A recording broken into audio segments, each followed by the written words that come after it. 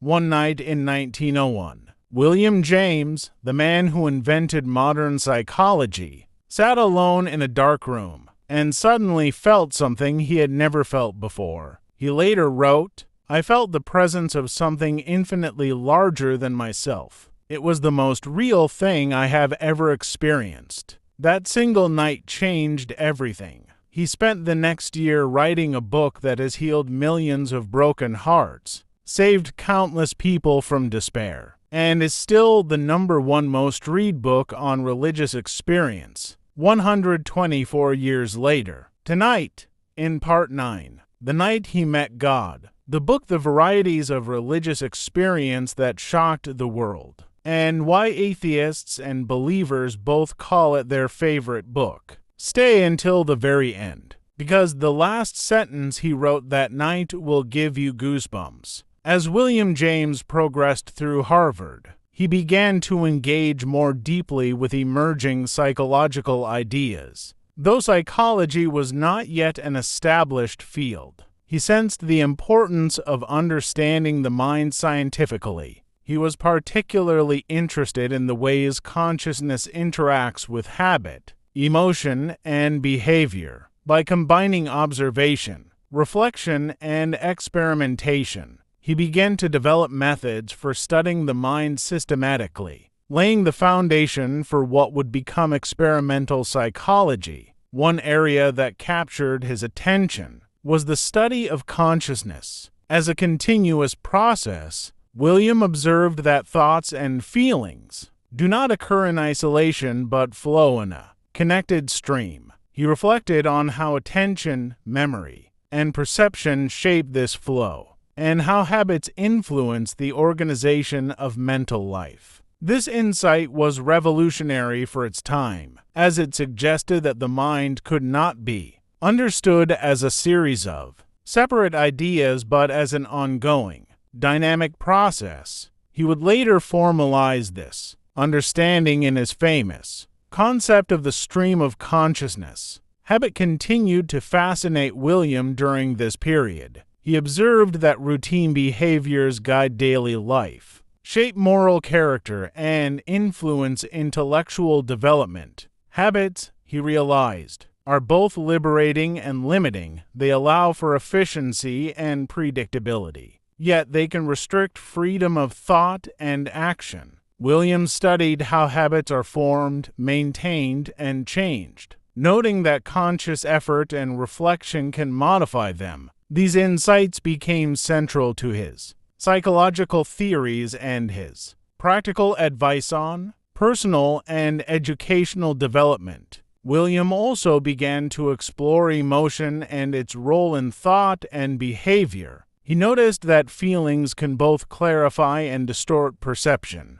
Emotions often guide decision-making, sometimes in harmony with reason and sometimes in conflict with it. By observing students, professors, and himself, he began to understand the interplay between cognition and emotion. He saw that human experience could not be fully understood without considering the emotional dimension, a principle that would shape his later writings in psychology and philosophy. At the same time, he pursued rigorous philosophical study. He examined the writings of Locke, Hume, Kant, and other thinkers, reflecting on the nature of knowledge, reality, and human understanding. Philosophy helped him interpret the data he gathered through observation and reflection. He realized that human experience cannot be reduced to physical phenomena alone. It also involves thought, moral judgment, and subjective awareness. This dual-focus scientific, observation, and philosophical analysis became the core of his intellectual method. Social observation remained essential to William's development. He studied the influence of environment, culture, and education on behavior. He observed how students responded to challenges, how teachers guided learning, and how social norms shaped decisions. He saw that individual differences, environmental factors, and social pressures all interact to produce human behavior. This understanding helped him integrate psychology and ethics, emphasizing that moral and intellectual development depends on both internal reflection and external circumstances. William's artistic sensibilities continued to enhance his studies. His ability to notice subtle expressions, gestures, and nuances of behavior allowed him to detect patterns that might be overlooked by others. Artistic training had honed his attention to detail, patience, and observation, qualities that became crucial in both his experimental and theoretical work. He learned to see not only what is apparent but also what lies beneath the surface, enriching his understanding of the mind and human experience. During this time, William began to see the practical value of his studies. He recognized that insights into consciousness, habit, and emotion could improve education, personal growth, and social understanding. He believed that the study of the mind should not remain purely theoretical, but should have practical applications. This pragmatic perspective, focusing on the usefulness of ideas in real life, would later become a defining feature of his philosophy. By the end of this stage at Harvard, William James had established a foundation for both philosophical and psychological work. His observations, reflections, and experiments had taught him that the mind is dynamic. Habit shapes behavior, emotion influences thought, and social context matters. Combined with his philosophical study and artistic sensitivity, these insights prepared him for advanced study and professional work in psychology and philosophy. He was now ready to contribute original ideas and methods to the emerging fields of human thought and behavior. Page 7 of chapter 2 emphasizes William James's integration of consciousness, habit, emotion, philosophy, and social observation.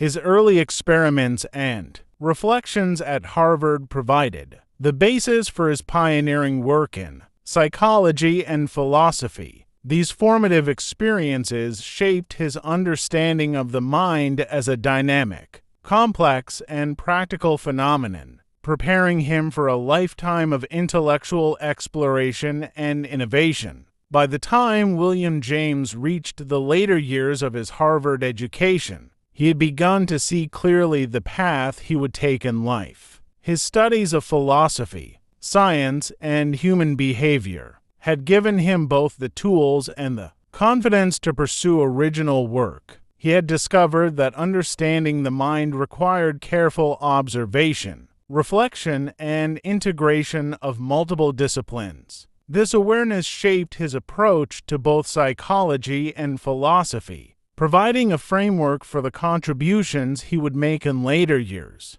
One of the central lessons of this period was the dynamic nature of consciousness. William observed that thoughts, feelings, and perceptions are not isolated events but part of a continuous process. He reflected on how attention, memory, and emotion influence the flow of consciousness. These reflections led him to understand that the mind is active, adaptive, and shaped by both internal and external factors. This insight later became a cornerstone of his theory of the stream of consciousness, influencing not only psychology but also literature, philosophy, and education. Habit, too, remained a major focus. William studied how repeated behaviors shape character, guide thought, and influence moral decisions. He noticed that habits could support efficiency and productivity, but also limit flexibility and freedom.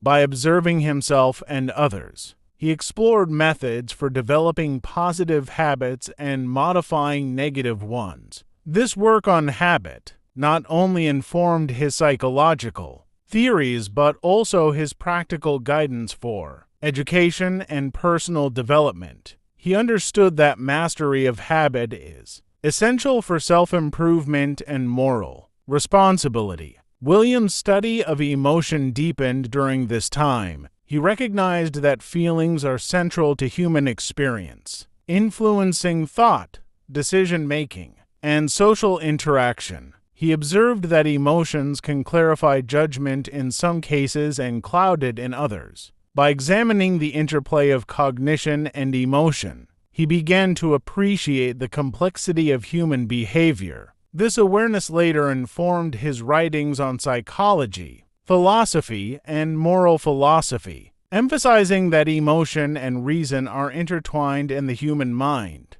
Philosophy provided the tools for interpreting these observations. William studied classical and contemporary thinkers, reflecting on questions of knowledge, consciousness, free will, and morality. He sought ways to connect abstract philosophical principles with practical experience. Philosophy, he realized, was not just about ideas but about understanding life itself. This integration of theory and practice became central to his work, influencing both his teaching and his writing. He developed a method of inquiry that valued evidence, reflection, and practical application. Social observation remained crucial to his development. William studied the influence of environment, culture, and education on thought and behavior. He observed how students responded to pressure, how teachers guided learning, and how social norms shaped actions. These observations reinforced his understanding that human behavior cannot be explained by a single factor. Instead, it emerges from the interaction of personal disposition, social context, and habit. This holistic perspective became a defining characteristic of his psychological approach. William also continued to rely on his artistic training.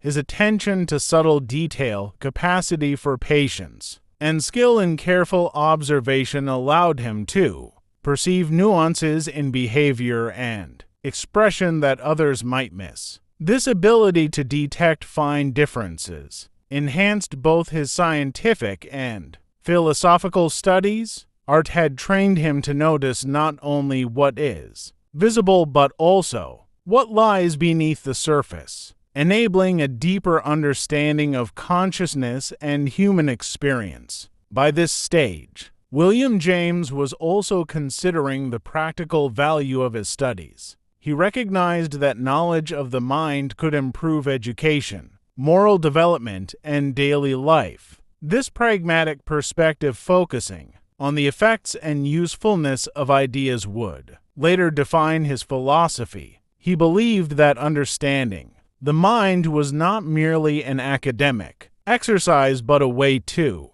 enhance human life and society. Practical application, combined with rigorous study, became central to his intellectual vision. By the conclusion of his Harvard education, William James had acquired a comprehensive foundation for professional and intellectual work. His studies of consciousness, habit, emotion, and social behavior, integrated with philosophical reflection and artistic sensitivity, prepared him to pursue original research. He had developed the methods, insights, and intellectual discipline necessary to explore the mind systematically. These formative experiences laid the groundwork for his future contributions as a teacher, writer, psychologist, and philosopher. Page 8 of chapter 2 emphasizes William James's maturation as a thinker and scholar. His Harvard years were marked by the integration of observation, reflection, and practical study. By combining science, philosophy, and personal insight, he prepared for a career dedicated to understanding the mind, human behavior, and the practical application of knowledge. These years established the foundation for his lasting influence on psychology, philosophy, and education.